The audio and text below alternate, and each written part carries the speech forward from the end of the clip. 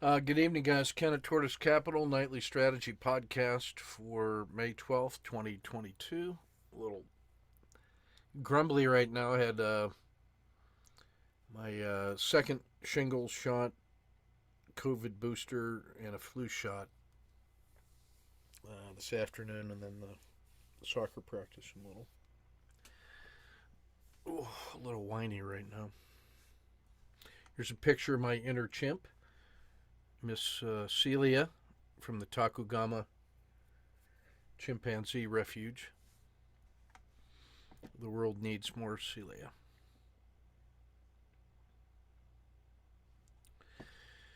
Let's see.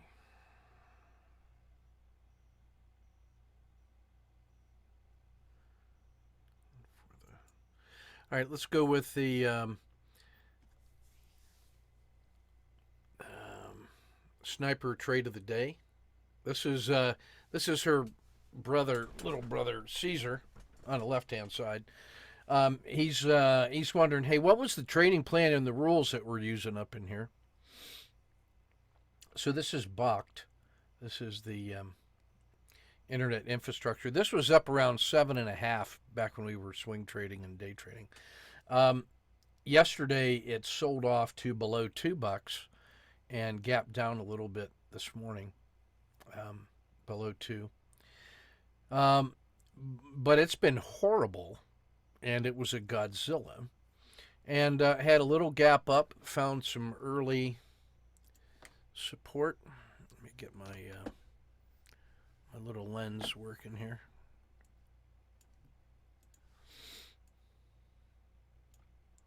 So here's our visual box trading Caesar the chimp. And I'm just using a simplified MACD of 10, 30, and 5. So this was a minimum manageable risk box off the low, and it failed to fail further, so I gave it a shot. Got started with a micro win. It held support inside that zone when it made a minimum manageable risk box off that low. I took a Kata 2 re-entry. That one paid about 2R after giving back about maybe a half or 2/3 from the peak. This felt like it had two legs up. It sold off and held support off of this swing low. It made a MRB off the low, took out the congestion zone, so I gave that a shot. It paid 1, 2, 3 legs up and came back. So that was about another 2R. So all told, that's probably 4R out of that series. Now it's heading into lunchtime, and the quiz that I posted in Patreon for the team was, all right, hey, what's going on in here? So I'm noticing failure to fail further. I'm noticing consolidation in this zone. I'm noticing that each of these long runs, on the upside of MACD, corresponded with some nice strong moves. This was a Kata 2 that was my favorite trade. This was the initial Kata 2, a second Kata 2, a rebound off the 0 line. And then here, whoops.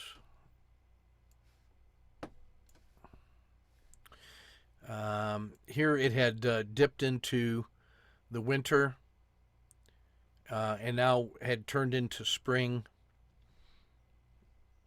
Volume was drying up. And I framed a trade from a critical state ready to go in either direction. So I was ready to play the breakout from a Z3 pinch. The follow through, which is instructive. This next one is kind of a nice flashcard. This is that same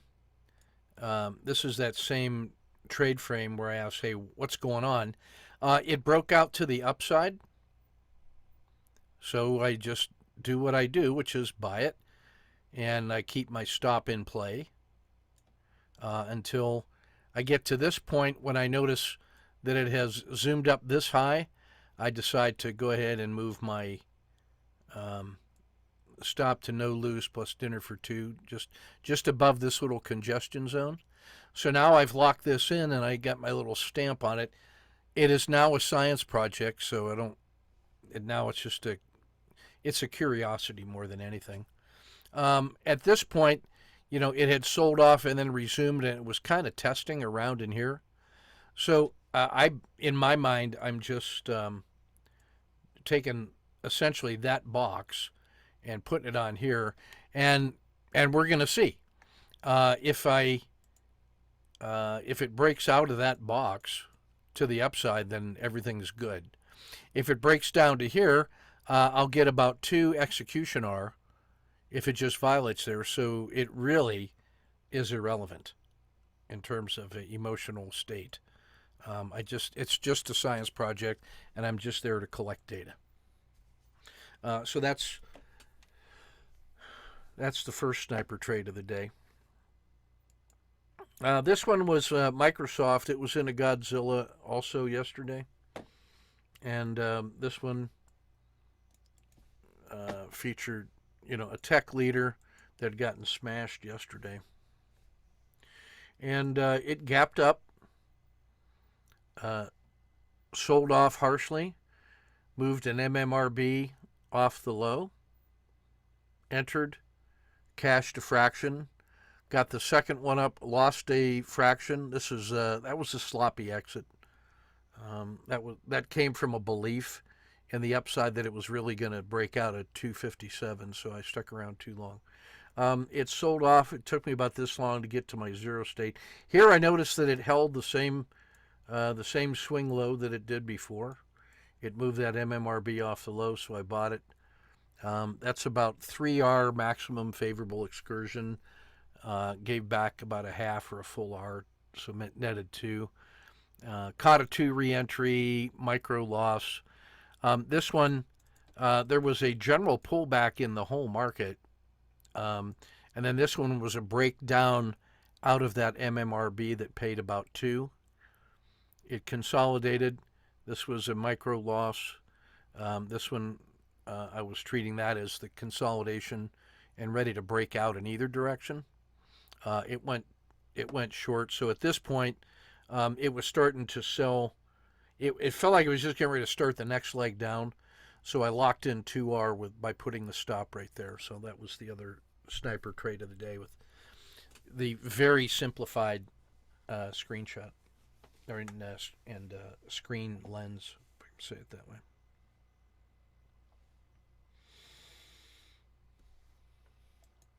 Just speaking of the sniper, is this a histogram that you want? This is a daily histogram from one of the sniper traders. He made 50 trades today on standard work. His best trade was 2.8. The worst loss was minus 1.3. 28 wins, 21 losses, so that's a 4-3 win ratio.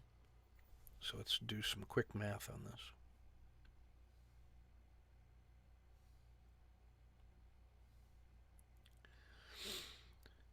So this is 28-21. That solves to a 4-3 win rate. And then, 56% to 42. And then the payoff was 1 to minus 0.5. So that's a 2-1 payoff. So that gives you about an 8-3 total expectancy ratio. That's pretty good. You'll note that his performance throughout the day was pretty stable. There was the one bad one that got away, but otherwise he was generally, not worse than 0.8. And had a reasonable number. These look like all the, getting paid, the ones that are under 1. It's just a reasonable, and those probably pay for this whole set down here. And then where you make your money is on the ones that actually decide to go in your favor. And his net for the day looks to be about probably plus 18.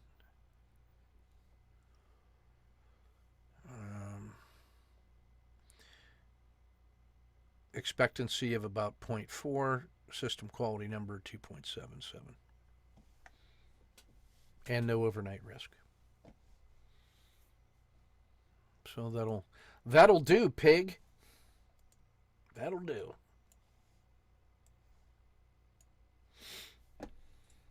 No, Nicole, that was all the different. It was about 5 different symbols. Yeah. 5 different symbols. Mostly coin, some Amazon, uh, but no more than 5 symbols. What was the most number of open positions at any one time? 6. That's a large number. Yeah, that's where I got the 1.3. Then I backed down to 3, and Yeah. had no more 1.3s. So Yeah. So that's a span of control issue, yeah, and yeah. you need to find out, what that boundary is. I try to keep it from 4 and below, but uh, I got behind a little bit in early, so I was trying to find stuff that was moving, and I can make excuses all day. I shouldn't go more than 4, and I know that. Well, but you got to push it to find out where the limits are, Yep. because what you find out is that I noticed that when my span of control looks something like this here, the number of open positions at any given time, and then if I had perfect efficiency, perfect zero state, and psychology, and ease of management and all that stuff. I'm probably better. When I have one position on, I'm itchy and I'm looking for the next one. When I get around 2 and 3, I'm probably at my peak at 2, and then maybe it Yeah. drops down to 3 a little bit. At 4, I'm still pretty good, but after when I get to 5 and 6, my efficiency drops off too much. That I'm too willing to look at the ones that are working and not managing the ones that are not working. So for Yeah. me, this is kind of the sweet spot around in here. Yeah. Um, To answer Nicole's question, trade. I was, that's my rule set is to trade on the 10. But today, uh, um, coin was trading better on a 5 minute chart. So you know, I don't. I didn't switch to go into the 5 minute chart till around noon, just because it was moving better on a 5 minute chart and more predictable. I hate to use that word, but a little more predictable. orderly, orderly. Orderly is a much better. Yep. It was better on a 5 minute chart today, but most of the time I will do 10 minute. No, All right, hand it back to Ken. Sorry. here's a market health check here. So today, here's where the close was yesterday, and that had made a new 10-day, 30-day, and 150-day low. Today there was a slight gap down, tested, rebounded, and then came back to close at 392. So it made a new 5-day, 10-day, 30-day, and 150-day low. So the pain and suffering continues. You can see the Z3 expansion to the downside. The 3-period haul is still decisively down. The Dragon, the PSAR, the Bollinger Band mean, the RL270, everything is down. We're at 18.2% on the downside.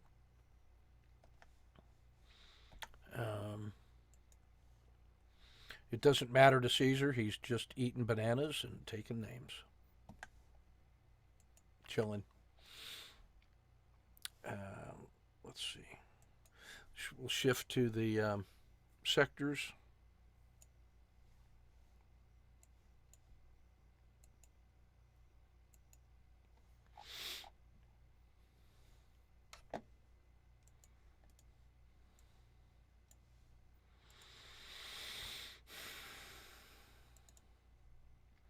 All right, so the S&P was down a fraction, down 0.1 today. So the net wasn't bad, but the downside push still shows bears in charge. That's problematic. The Russell was up 1.17. Everything else was below the S&P today. Treasuries were off 0.2. The Qs down 0.24. Diamonds down 0.26. Emerging markets down 0.66. That's actually a pretty quiet day, given the downside moves. And continuing the trend, we'll notice that the VIX is not reflecting kind of a panic situation here. It just feels like everybody that needed portfolio insurance has it, and is just kind of patiently waiting for the turning point, as the market tries to find the bottom of the river here. So that's the anomaly, that bear volatile, new 10, 30, and 150-day lows, but the VIX is falling.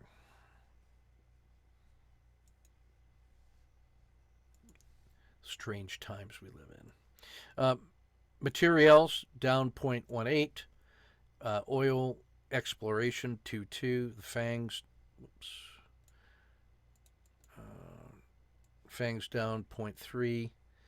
Finance, lithium down 0.7. Blockchain, tech, global future of finance down 1.12. Lumber 1.18. VIX was off 1.2. The other lumber off 1.4. Bitcoin futures off 2.6. The slaughter continues.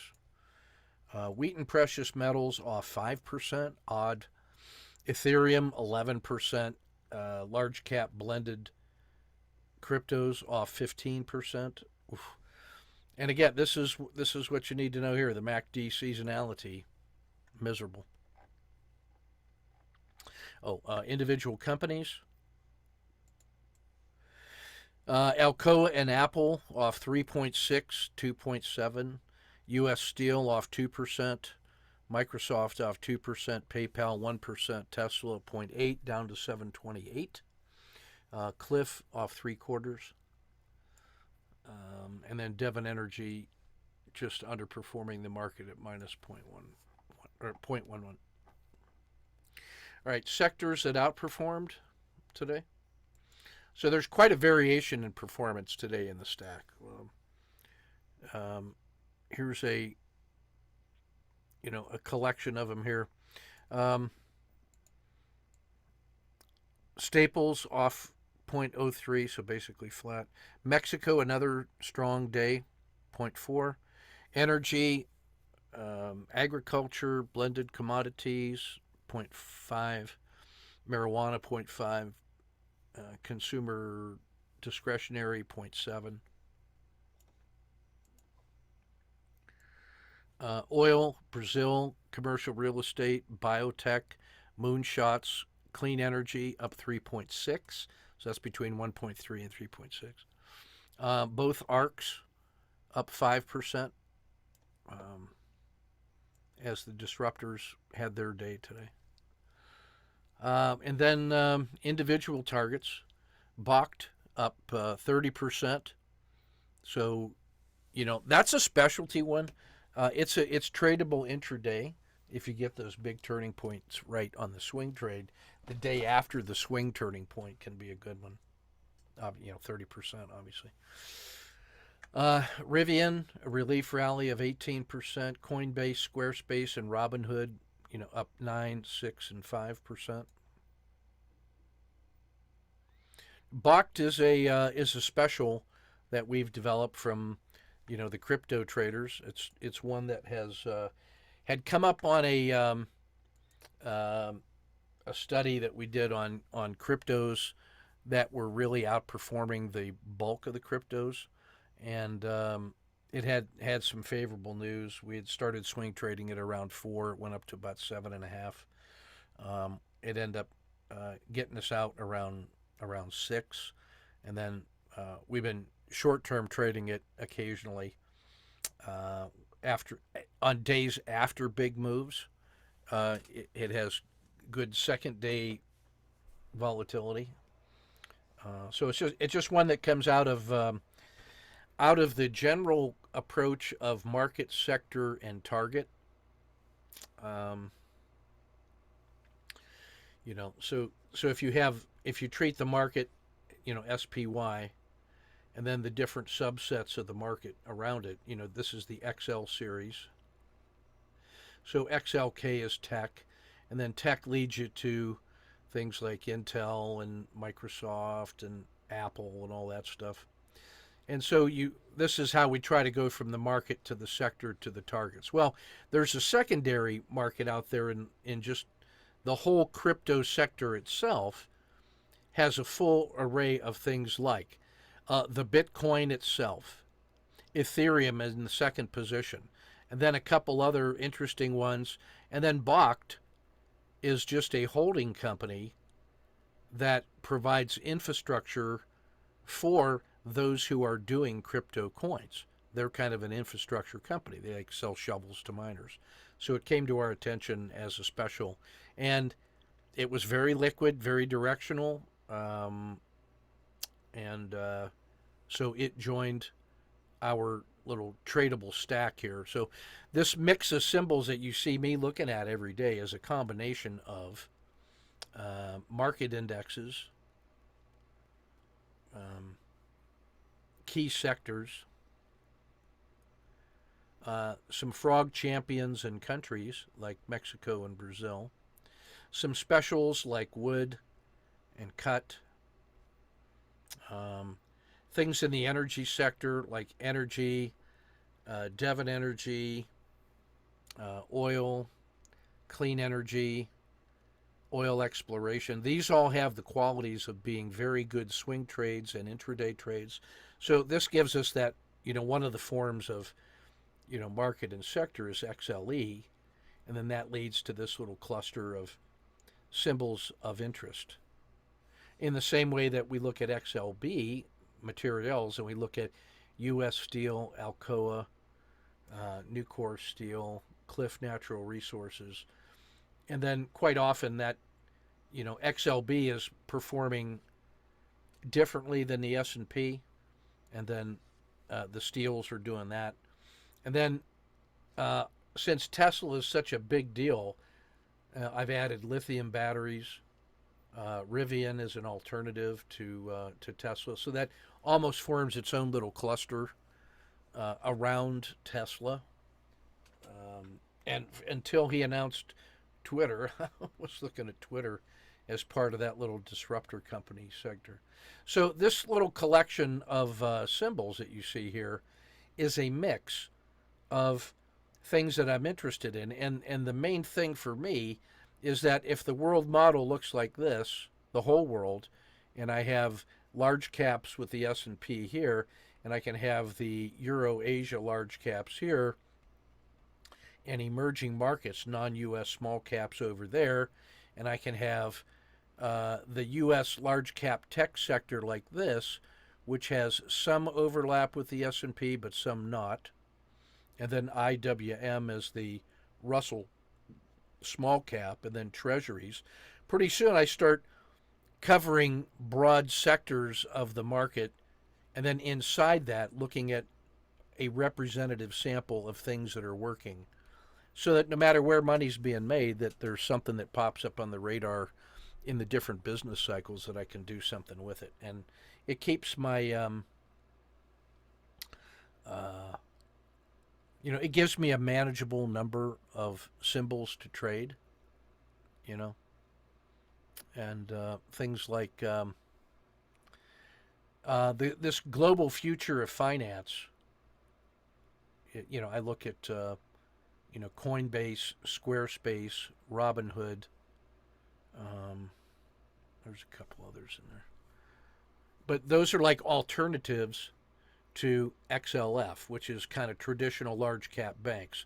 So if you think about the global futures of finance and appealing to a younger generation, that's in opposition to the financial services of finance. So you can kind of see that.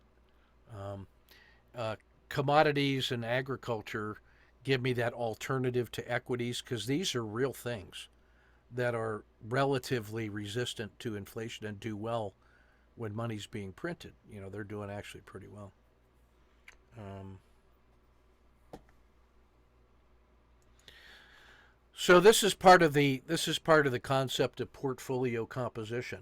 You know, if you have the whole world market, you know, out here, you know, that's you know, there's 20,000 symbols in there. You know, there's like you know, 10,000 stocks on the stock exchanges. There's about 8,000 ETFs that own components of those. That's too much.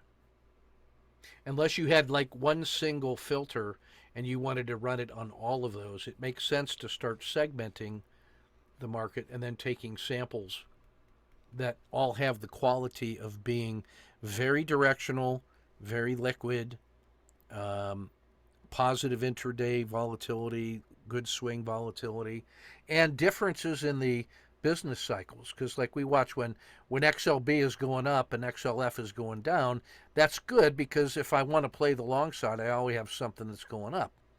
And when they roll over, but finance rolls up, I can shift from XLB and then catch XLF down in the bottom. And that's why we look at that on the weekends.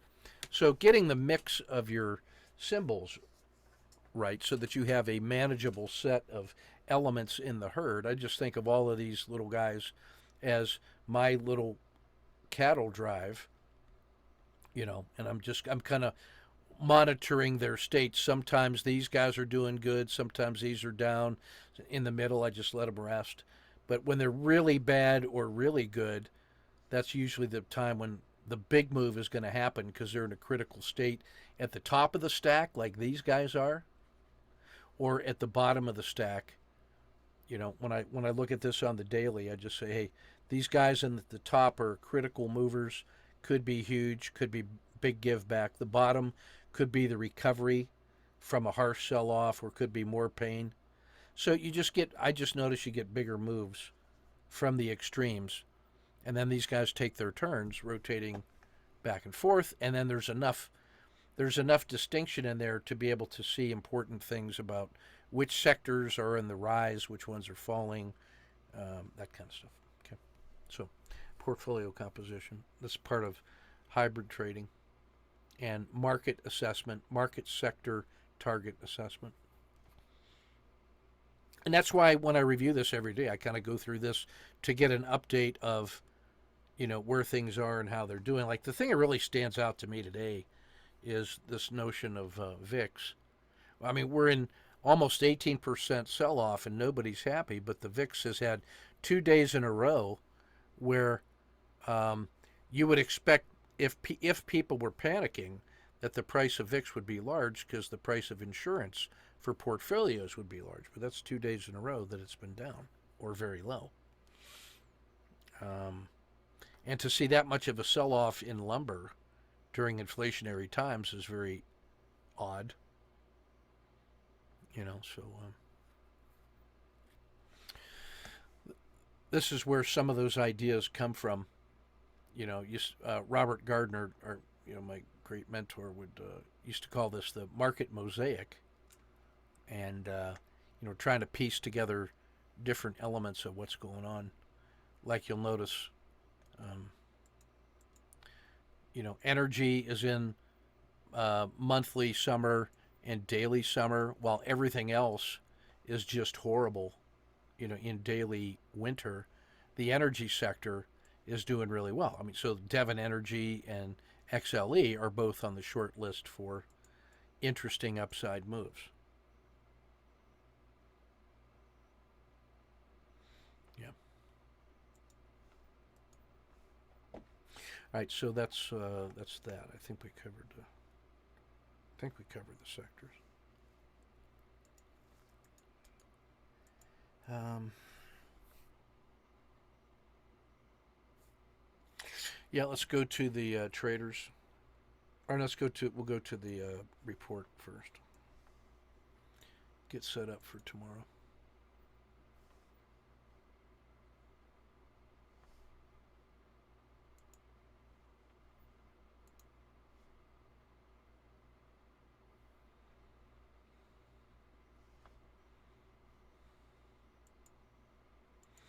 So we remain in bearish volatile. Oversold everywhere at a slight improvement today. The fact that it only lost a little bit was actually an improvement. Um, Abnormal volatility. Although this is starting to slowly improve. I mean, the fact that it's bounced off of 2, C minus 2, is now setting up the possibility for that rebound failure to fail further. So I'm going to be mindful to that.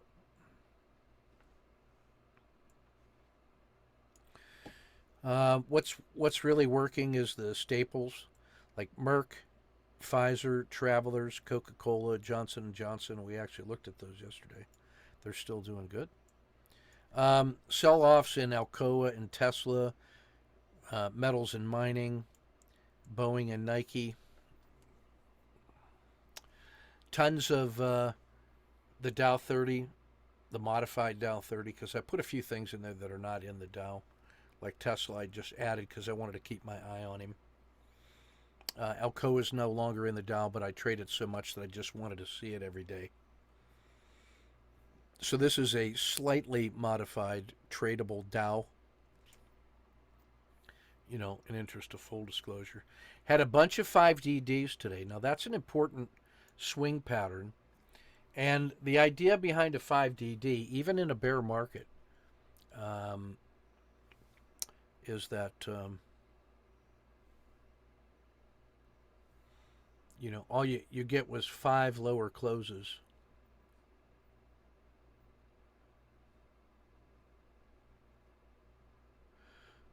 So you have 1, 2, 3, 4, 5. So if you had 5 lower closes, 1, 2, 3, 4, and 5, now you have a 5DD. And then we treat that as we stalk that. Then the mechanical entry says I put my stop 5 cents below. Mechanical entry 5 cents above. That becomes the range risk right in there. I should have drawn that as yellow. This is the range risk, that yellow box. It has not made a directional move until it breaks out of today's range. Now, if that box is large enough, it's possible to get a day trade in here. So like if it opened here and then maybe it sold off and then started to roll up, that could be an SSC.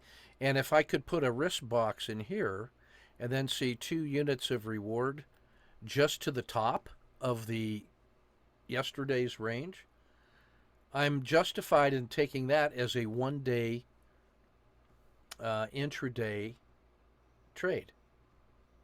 And then if it were to break out above that, then I could take that as a swing trade with that full box as my risk. So hybrid trading takes advantage of the fact that the 5DD so often will work when we target back to the 10-day high as the reasonable profit target. And so if we can use this as the mechanical risk, and then if we can see 2 to 1 to the 10-day high, like an auto framer, that's where you get this auto framer reward to risk ratio. So if I'm looking at Boeing, and if I like the FDD, I can come over to Boeing and say, look, that's a 5DD, and it's 3.5 to 1. So if this was a Boeing chart, you'd see this as 1, 2, 3.5 to the 10-day high. So that auto framer helps us. And Alcoa, even better, 5 to 1. Although he's not a 5DD. Goldman Sachs, 2.4 to 1. JP Morgan, 3 to 1. Oh, there's some financial shenanigans going on.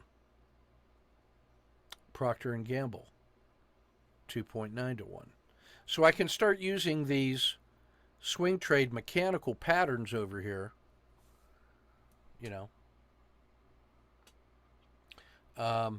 channeling, overreaction short, washout, 5-day down, triple screen, 551W. These are all the mechanical swing trade patterns that we teach in the swing course. And what that generally means is that, we've stalked it and we have a little yellow zone in here, and if it breaks out, it gives us a favorable reward to risk ratio to the 10-day high. And when those work, it usually lasts 2 to 5 days of reversal. And a lot of these feature some kind of sell-off and then a return to the 10-day high when they work. Now, in a bear volatile market, the failure pattern is also really good. So if I had 5DD, that would be as if it broke out of this and started going up in a positive affirmative direction. 5DDF is a 5-day down failure. So the idea there is that there's some idea or some reason why this thing is failing. Don't know what it is, don't care. But the fact that it's down 5 days might mean that there's more failure coming. And especially in a bear volatile, it doesn't even have to have a reason. So what we do is we watch this thing set up wherever it's going to open. If it takes out the high of yesterday, then we're long and off we go.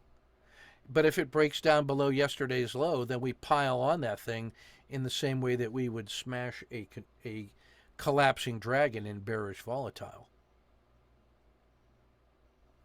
Well, any one of these swing trade patterns that fails, like a washout failure is great in a bear.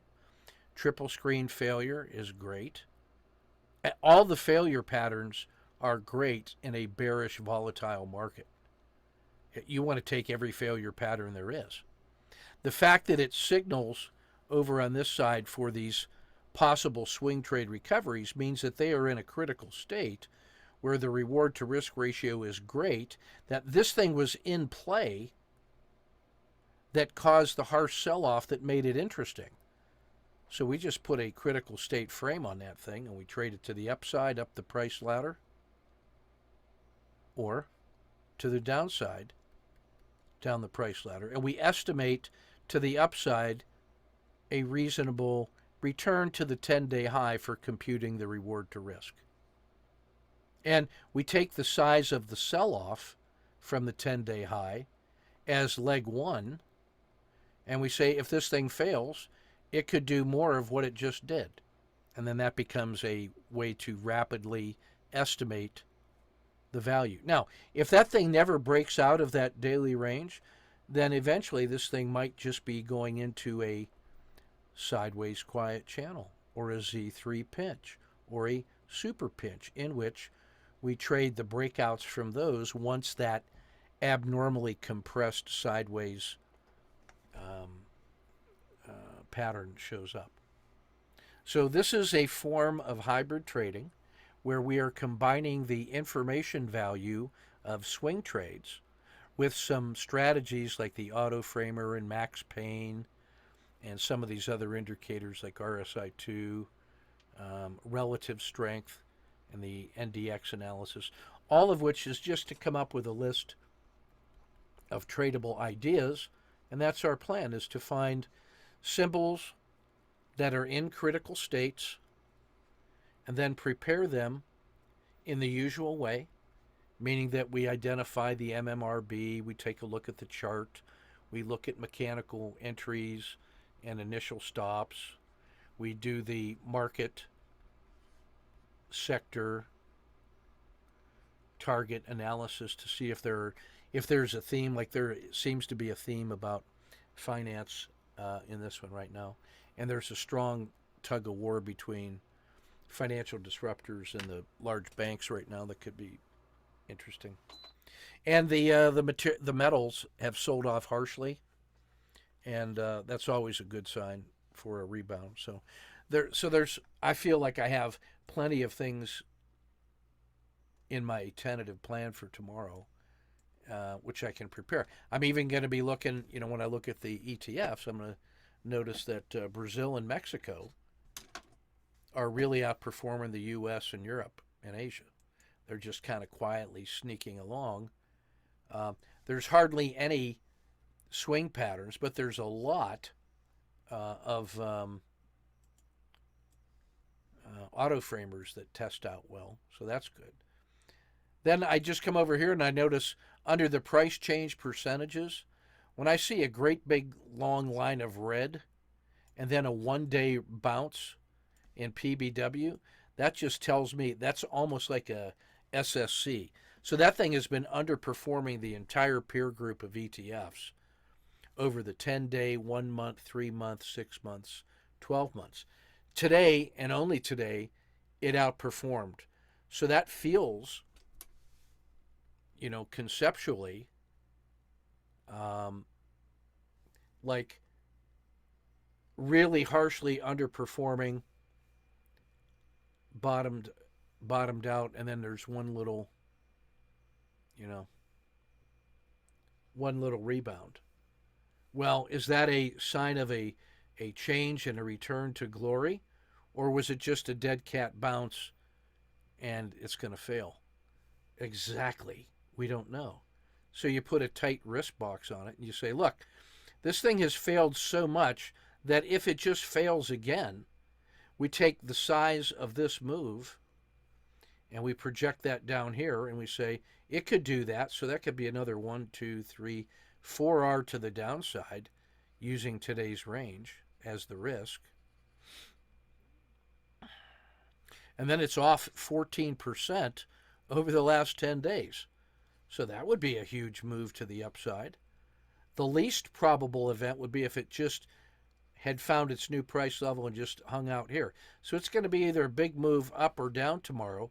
PBW should be on your list for intraday trading, but also for, fast swing trading on 30-minute or 1-hour bars. That one could be amazing.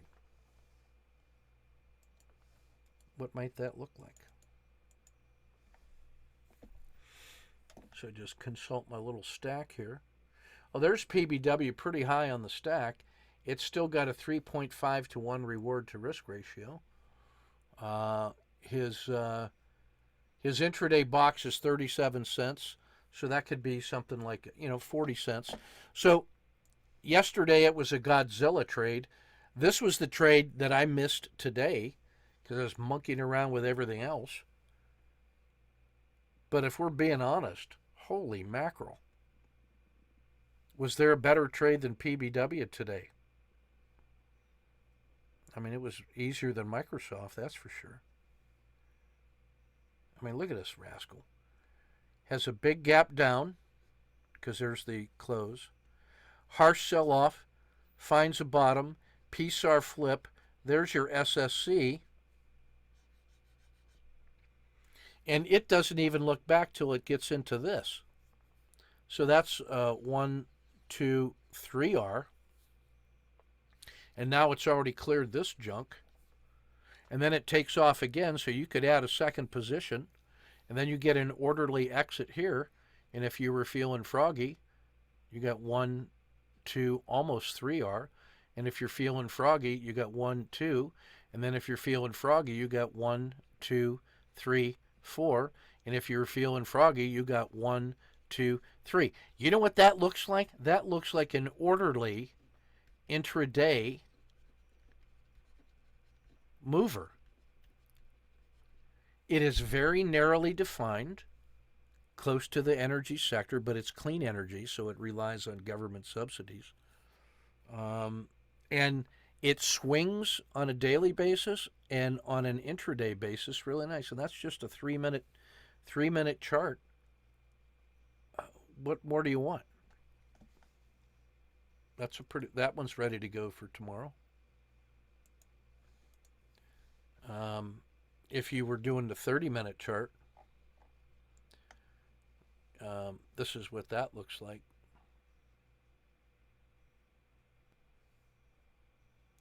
Here was the gap down in reversal and makes this nice move in a matter of a couple hours. Pulls back and then holds nice and tight here. And here's your breakout box just on the 30-minute bar for tomorrow. And if it breaks below 41.50, if you use that as a risk, you could get 1, 2, 3 to the downside. And then if this breaks, look out below. And if this breaks, you got 1, 2 to the upside, and you're going all the way up to 46, almost 3 to the upside, and then add a second position up here if it takes out the peak of the RL10. Trade framed, ready for tomorrow. We'll check that one tomorrow night.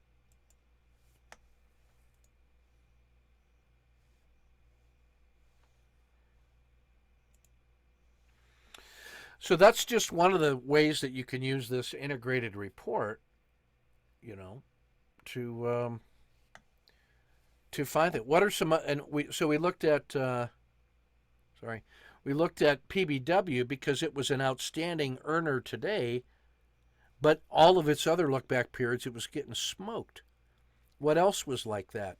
Oh, how about consumer discretionary and metals and mining? Harshly sold off.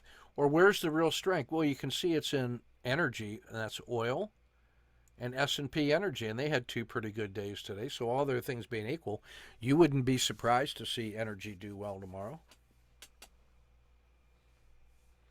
And then Brazil was a big mover today, up 1.4, dominating almost everything else. Shifting to the auto framer, a ton of things doing better than 2 to 1 on a retest of the 10-day high. IYR is interesting, and so look, there's U.S. Steel, Alcoa, and IYR, each better than 5 to 1.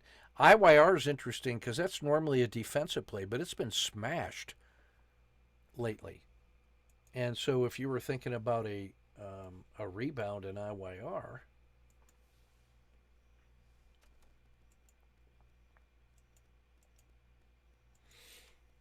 let's see what that looks like. IYR.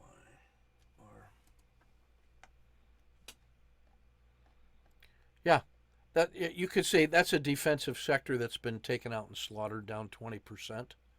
This is on hourlies or 30 minutes. If we looked at the daily, yeah, that'll get your attention. Godzilla, anybody? And now notice how the oversold, and then this could just be about ready for an uptick. Boy, is that going to be a nice trade. If IYR is not on your radar for tomorrow, I don't know why. That's U.S. real estate. Pays a dividend. Home builders. It's had a tremendous run out of the COVID sell-off, except lately. That one feels like that's got to be an overreaction. That's where foreign guys want to put their money, and it's holding the line at 93 for the last 3 days and had a little rebound today. I think it's ready. That's a low risk idea, fellas. IYR real estate. We'll take a look at IYR and PBW tomorrow.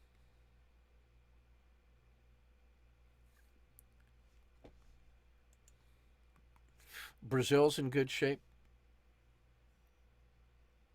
It's had 4 days, failure to fail further. Postured nicely for success. Fence sitter after a significant pullback. I like it. Tightly compressed 5-day range. Coiled spring, ready to rock. So those will be the 3 focus symbols I'm going to look at tomorrow. IYR, real estate, Brazil, EWZ, and PBW, clean energy. I mean, I wouldn't be me if I didn't look at Alcoa and see a Godzilla ready to sling. A Godzilla. Cliff in the metals, also Godzilla.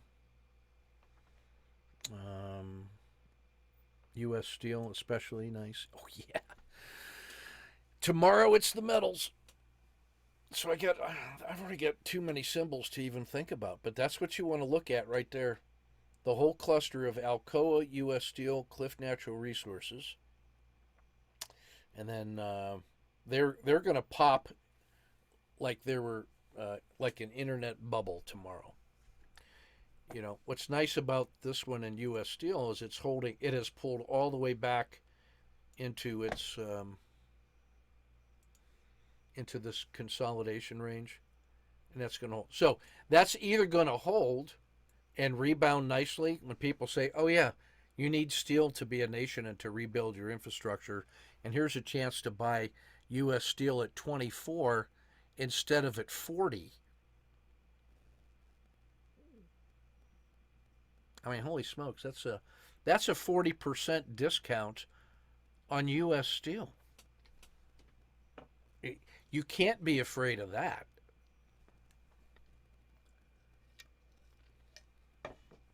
Wow.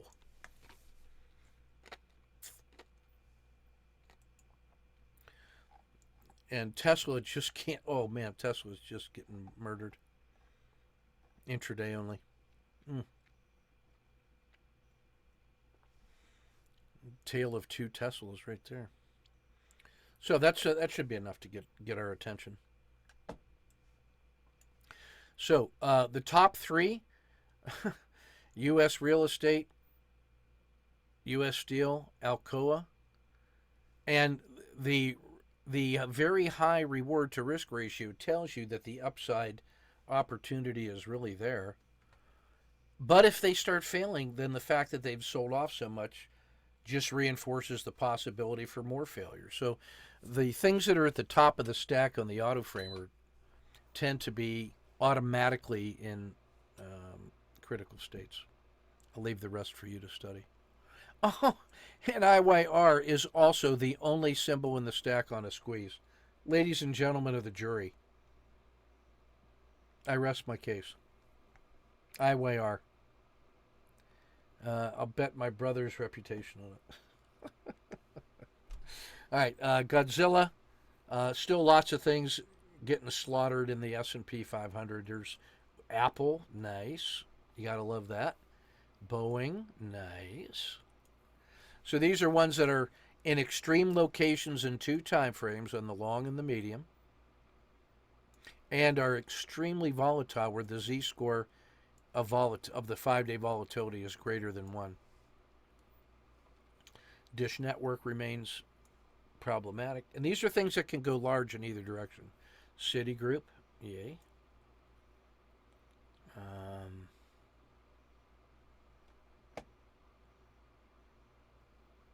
Nvidia, chip space. Tesla, yeah, baby. Welcome to the game. Amazon. Tomorrow is going to be a trader's delight. It's going to be a parade of opportunities. Tomorrow is a really good day to be on your best game intraday. And it's a Friday before a weekend, and so guys will be really jumping. There's nothing in the fireworks or the Humpty Dumpty. We have a few fence sitters. Like I would go look at International Paper. The pure quiet ones, these are the ones that have z-scores, in the well below average. There's we saw CINF yesterday, Johnson and Johnson, very interesting. Travelers still good. DuPont and Pfizer. There's some big names on that list. I'm trying to remember who that BMY. That's BristolMyers. That one feels smart, and you can tell. BristolMyers is interesting because it's so strong on the weekly and the dailies, and even the tactical's pretty good, and it's very, very quiet. Man, what's the chart on that look like? Let's go look at that.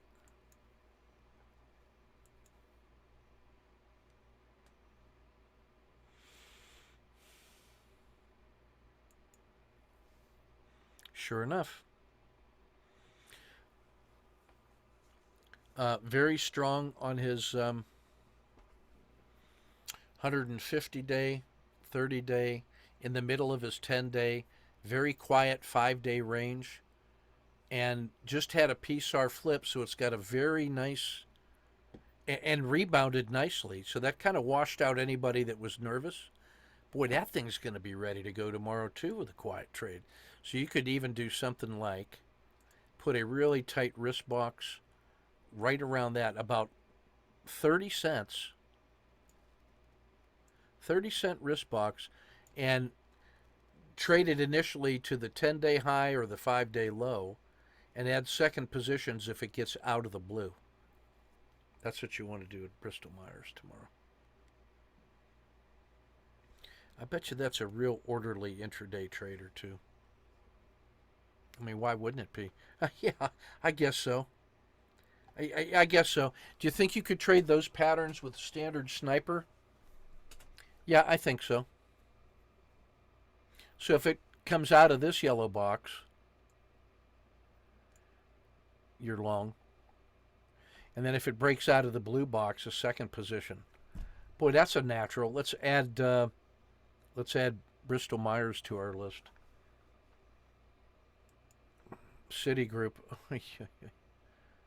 Also this one's kind of a uber quiet at an extreme range. Yeah.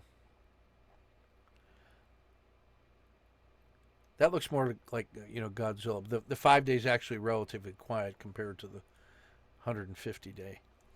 And he bottomed out and recovered. So he's ready. Yeah, any strong move out of that yellow box, you pile on with one position. I'd go 2 positions short because it's at such an extreme location. So plenty of things there, guys. Plenty of things. Buyer's market, target-rich environment. You should never be in a hurry, and you should never be taking shortcuts or accepting, limitations on your setups. There's so many good setups in this thing. Holy mackerel. All right, enough of that. Lots of Godzillas. I don't have to cover that again. Already saw those. The sniper, again, I'm looking for the this RL10, or the range stat. 1/10 of the range stat is my default intraday. MMRB has been working pretty nice.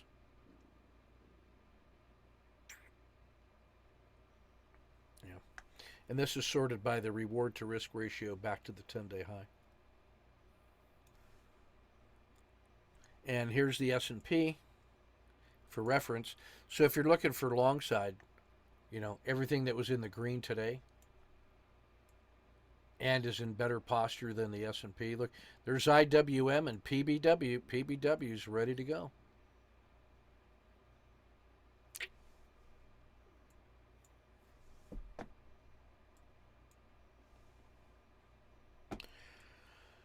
Let's do some coaching.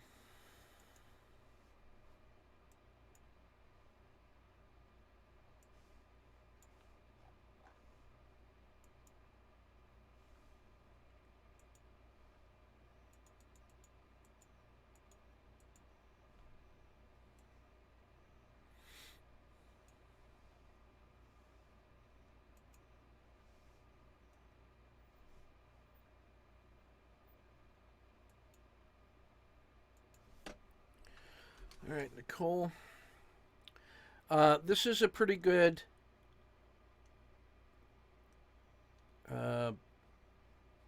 SSC because you get the PSAR flip, standard risk, good scratch, good effort on the re-entry. I think you should have gotten out here instead of here, but it's the same price. Now what you have is a high and a lower high. That makes this a COTA 2, and you have that trade. That's what you want. This is in DIA in a bearish, volatile market, and when you get a COTA 2 to the downside, or even, so this is the COTA 2 entry, and this is the collapsing dragon off of the dragon, and this is the collapsing dragon off of the bottom of the RL10. Any one of those three is where you should be short until you exit somewhere around here. Then you can think about a SSC here. DIA has an inverse. It has UDOW and SDOW. SDOW is the 3x inverse DIA.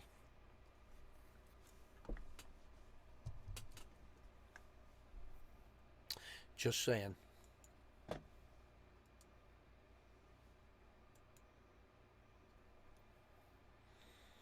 All right, the Nicole on the 5-minute Aussie. This is about a 1-2-3 entry. Pretty tight wrist box. I don't mind that at all.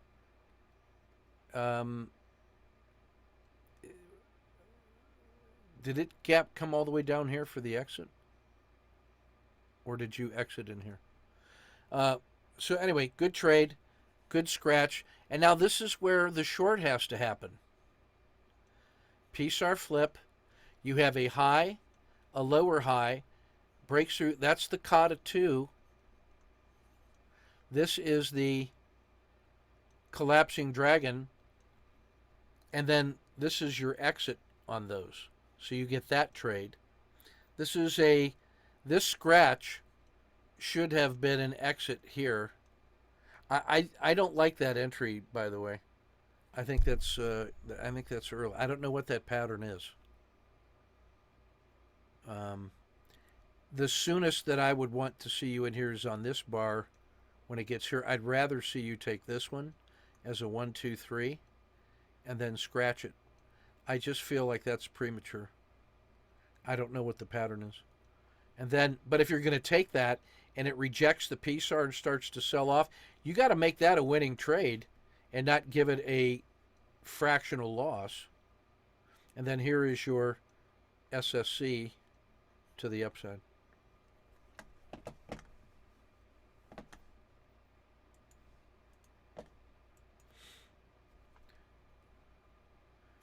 TZA. Just note, whenever your gut tells you to do something, put it in your learning journal. Go back and study every case where your gut told you to do something that was not in your rules. Confidence is nothing. It's not how you feel. You know, like some magical, mystical moment. Oh, my gut told me. No. Numbers, stats, confidence intervals based on math.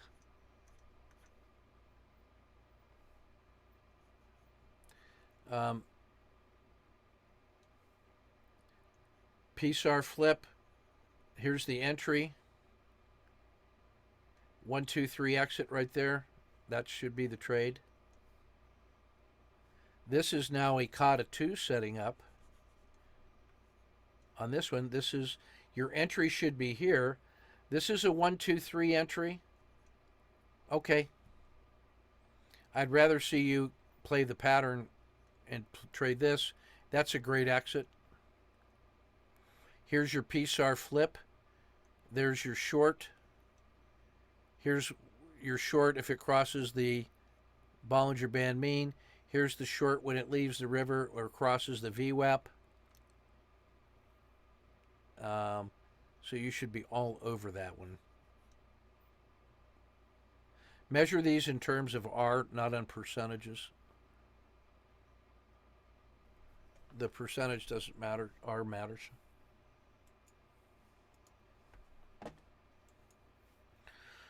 We saw my brother's stuff already. Here's Tim. One for the day in a very short session. That's probably, on this little doji that rejects the Bollinger Band mean and it's below the VWAP in a very downward trend. This gets you that's essentially a collapsing dragon. So I don't mind that. On this one, this failure to follow through, you might have been able to get this here when that little shelf collapsed. marginal improvement. Um, good short, good good good exit. Better reverse way to capture the gain. This is another one. If you take a look at the real bodies in here, and this rejection of the VWAP and the fact that this thing is so hugely down, I really like the short here or there. This is still not bad. That gets paid. That's a great exit, and also got paid. That's pretty good all the way through.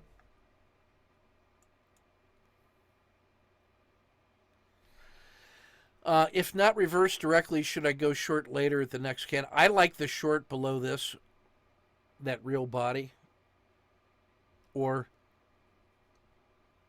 below the tail, instead of waiting for this. And it's just because of the power of all this downward pressure. And one quick run up, one quick rejection, that tells you that this is BS and that the VWAP is over. So you could be getting short in here.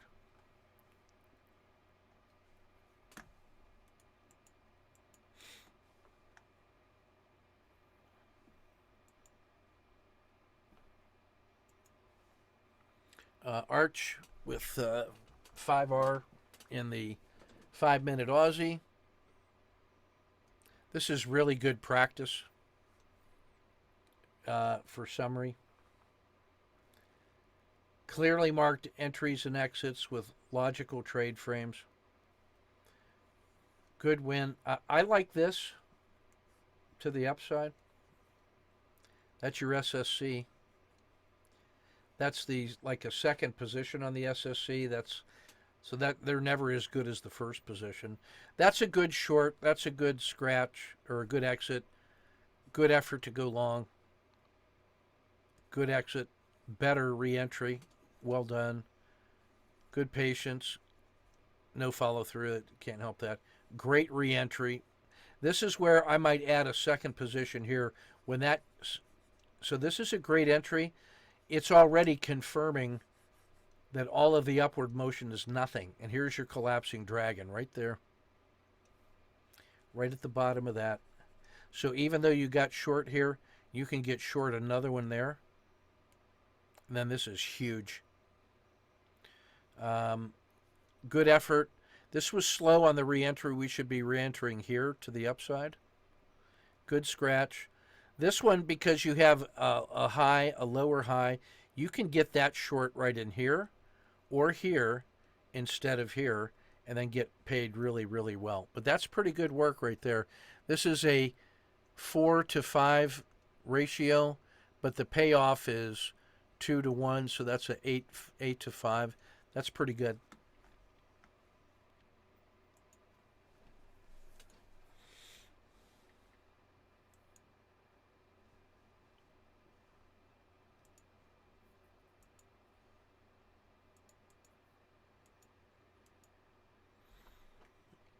Here's the Griff has gone back to taking a look at the simpler form of Wu-Wei exits, and his net capture was 8 with a much more relaxed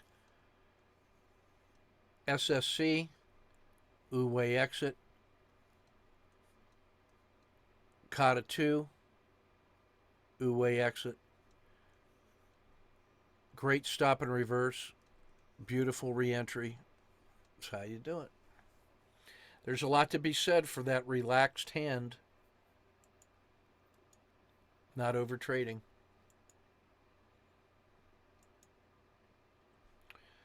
Wojcik brings in 4 more on the WMB3 with the Kata 2 and CDs. He's catching the big moves. He's catching the big part of big moves, except when he's in a meeting. Stop going to meetings.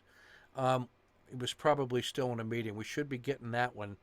But that's a good catch. That's a good catch for our. This is a nice simplified setup and very clear rules and getting lots of opportunities and managing his business. That looks good. Feels natural. This is Cal on the Bitcoin.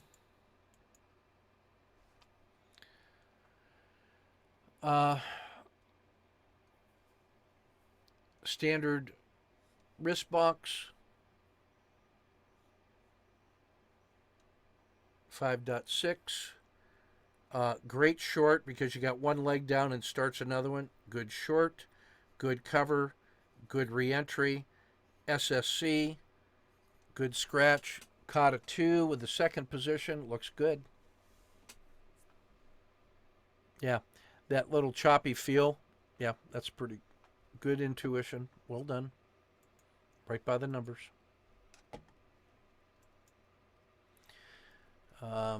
Tucker with more Tesla work. He's probably upset that he only brings home 4R today after 20 yesterday. Yeah, it didn't immediately blast off, so scratch it. Immediate blast off, that's good. Immediate blast off, that's good. Didn't immediately blast off, so get out. Didn't follow through, get out. So just take home 4. I'm not offended.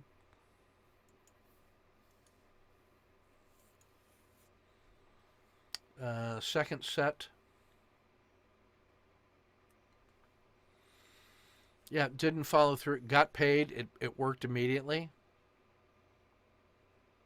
It didn't fill the order.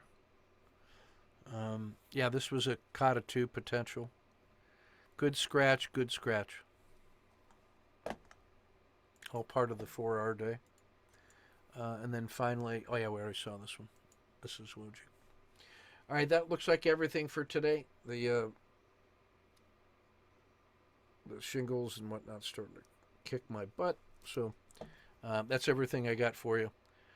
The Wu-Wei exit, it's a form of exit strategy, advanced technique.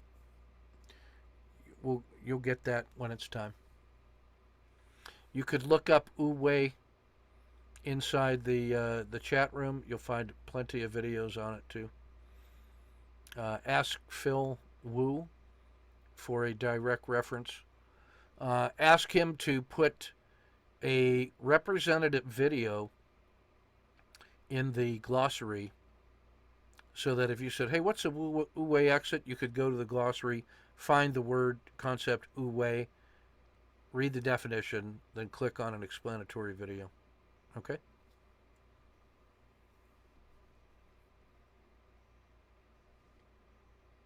All right.